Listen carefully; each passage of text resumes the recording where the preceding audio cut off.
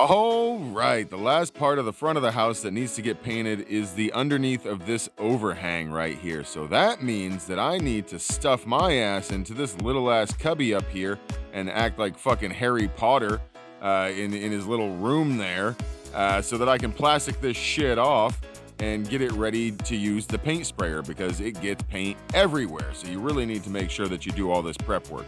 Now I just have to do that side, which should be a little bit easier, and we'll be ready for some paint. There we go, baby.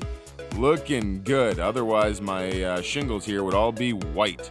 So now we just need to mix up some damn paint. There we go, baby. Right on cue. Almost like I knew, huh? And put my marshmallow suit back on here. Wish I had some goggles during this, because my eyeballs took a little paint, but hey, whatever. You know, what doesn't kill you makes you stronger.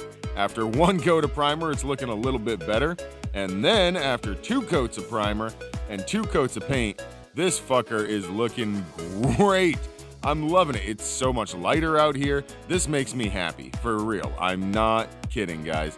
I just walk up to the front of my house now, and I look up, and everything just looks fantastic. This might have taken some time. Didn't take a whole lot of money, honestly.